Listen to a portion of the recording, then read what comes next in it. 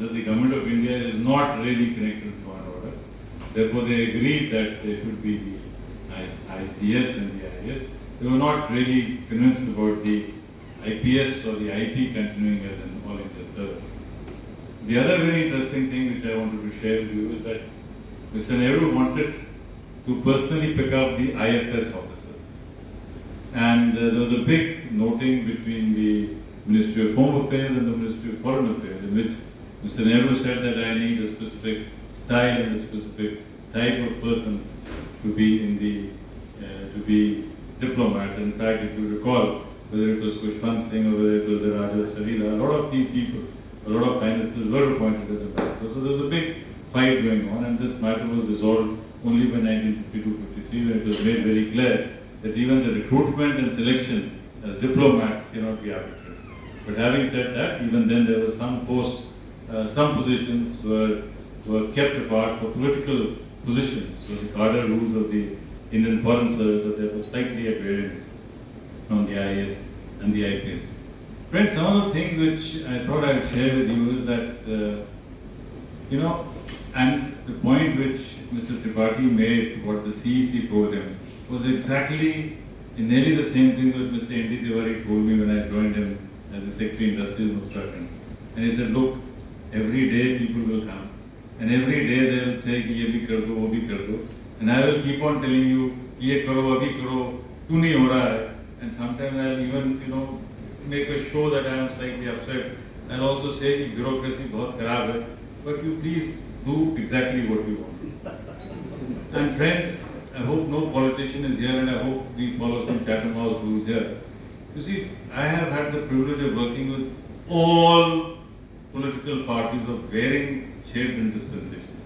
I started my career with the CPM government in Bengal, with Mr. Jyoti Basu at the helm, with 11 coalition partners, and none of these coalition partners would talk to each other. It was very good for the bureaucracy, because in order to talk to each other, they needed to, talk to us. And I was working in GNLF areas, where Suhash Borkar was a different kettle of fish altogether. It was an entirely different kettle of fish. Then I worked with the BJP regime, first in Uttarakhand on deputation, then in the DOPT.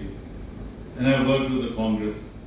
I went back to West Bengal and I worked with a very different Buddhadev Bhattacharya, who was very different from Jyoti Basu in the sense that he was more investor friendly, and finally with Mamata Banerjee. And then again in this present tenure with the present Prime Minister and of course the tenure with Sharad Pawar. So I must confess very candidly that there is not much difference between politician A and politician B and politician C or politician D.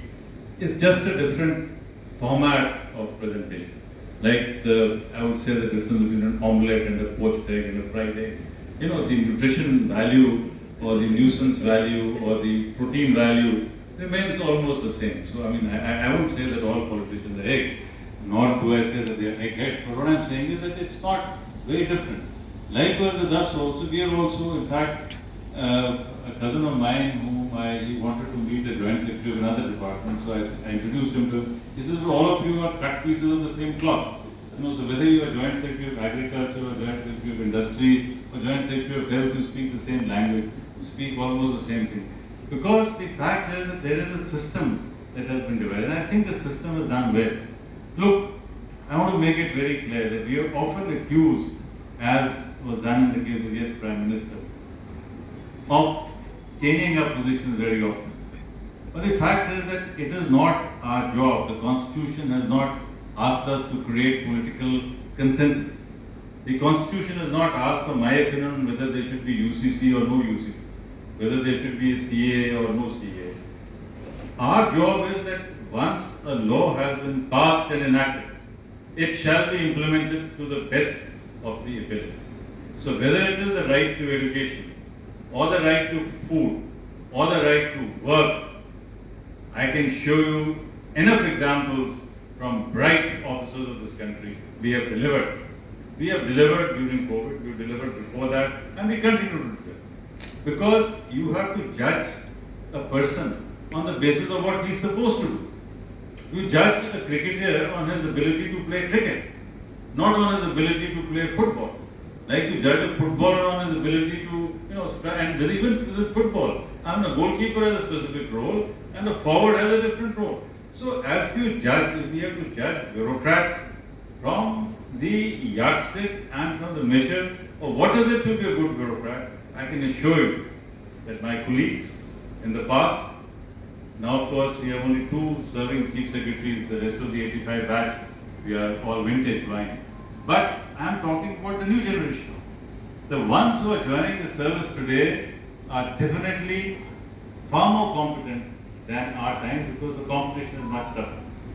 It has already been stated that the UPSC process of selection is tough, is very tough. And everybody realizes that nobody is there as a matter of anybody's grace. Whoever occupies the chair of a civil servant in this country is there because of his merit and because of her hard work. I use the word her hard work because now 35% of the present batch of UPSC selectees are women, and I have no doubt that over the next 3 or 4 years we shall have 50% or more, and maybe after another 30-40 years we might have to reserve seats for men because we don't seem to be doing very well. I'll bring you to an anecdote because in 1922 for the first time the ICS exam was held in India. It was called the India exam. By 1920s, there were more Indians who were being selected in the ICS than Europeans. Therefore, they thought of a London quota of 40% and an Allahabad quota of 40%. Therefore, a lot of Indians had to go to London to take the exam from London because it was easier to qualify the London exam than to qualify the Allahabad exam. So I think the same is going to happen. You might have to reserve about 20-30% seats for men in the UPSC in the years to come, but that was on a lighter note. On a serious note, friends, it is a fact that when Sir was being trained and when Parimal and I were being trained, Shambhu was being trained, we were being told that you are stars, you are magnets, you will change the world. But the politician is a necessary irritant, is an unnecessary irritant. That was wrong training. I have no hesitation in saying that was wrong training. We have to work with the political executive. And nowadays it is very clear that we have to work in teams. It is very, very clear that civil service, unless we all work together, unless we work with our counterparts and colleagues in the health service, in the legal service, in the IPS, we don't work with the architects, we don't work, unless we do team building, we will not succeed. So the message of the academy today is teamwork. The message of the academy today is non-adversarial communication. How do you say no without offending the other person? I'll close by these wonderful lines which I told Mr. Borkar today, and that is, Alexander Pope, Rape of the Lock, when Belinda was refusing every suitor, and it was said that, she rejecteth all but offended none. So, that is the way we have to learn to communicate. So friends, this is what I have to say very briefly, but I'm sure there will be many questions that you might like to ask. In this generation of officers, the last 3 or 4 years, we've done work on things which are new. You see, because the fact is that India is urbanizing. It is no longer a rural country. It is a country which is going to be very diverse. It's a country in which migration, demographic change, aspirations, and as I quoted in one of my chapters somewhere else, was that it is not that we have not performed well or that we are not doing better than the past. The fact is that expectations will always rise higher than anybody's ability to do things. So what has happened is that expectations have risen faster than the ability of any government to deliver. And that will always be a dilemma. The better you deliver, the more is the expectation from you. So welcome to rising expectations and thereby some frustrations which all of us will have. Thank you, Mr. Borkar, for giving us an opportunity.